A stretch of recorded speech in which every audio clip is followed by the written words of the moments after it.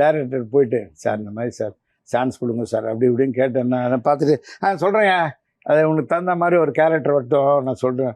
அது எப்படி தகுந்த மாதிரி கேரக்டர் வருதுன்னு சொல்கிறாங்களோன்னு எனக்கு புரியல.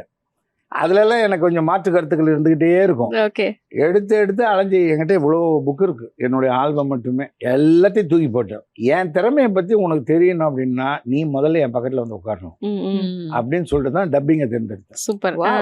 இப்போ டப்பிங் தேர்ந்தெடுத்தா இப்போ டேரக்டர் என் பக்கத்தில் வந்து உட்காந்தா நான் உனக்கு சார் இப்படி பேசுங்க சார் இப்படி பேசுங்க சார்.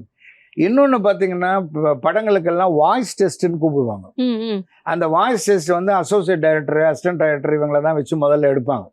அப்புறம் டைரக்டர் வந்து பார்த்துட்டு இது ஓகேப்பா அப்படின்னுவாங்க. நான் அப்படியெல்லாம் போய் பேசவே மாட்டேன்.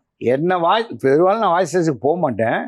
வாய்ஸ் டெஸ்ட்டுக்கு என்னை நீங்கள் கூப்பிட்டீங்கன்னா அந்த படத்தினுடைய டைரக்டர் தேட்டரில் இருக்கணும். ஏன்னா அவருக்கு தான் இந்த கேரக்டர் இப்படி பேசணும்னு தெரியும். இவங்க அசிஸ்டன்ட் டைரக்டர் அசோசியேட் டைரக்டர் சார்கிட்ட நல்ல பேர் வாங்கணுன்றதுக்காக சார் கொஞ்சம் எப்படி பேசுங்க சார், கொஞ்சம் அந்த 2வது வார்த்தையை கம்மி பண்ணி 3வது வார்த்தையை ஏற்றி பேசுங்க இப்படியெல்லாம் நிறைய சொல்லுவாங்க. டைரக்டர் வந்து பார்த்துட்டு சரியில்லையா அப்படின்ட்டு போயிடுவார். அதனால் நான் என்ன சொல்லுவேன்னா இங்கே உட்காருங்க, நான் என்னன்னு நீங்கள் சொல்லுங்கள், நீங்கள் திருப்திப்படுற அளவுக்கு நான் பேசினேன்னா ஓகே சொல்லுங்கள் அப்படின்னு. அப்படிதான் ஹரி சார்கிட்டையும் நான் சொன்னேன்.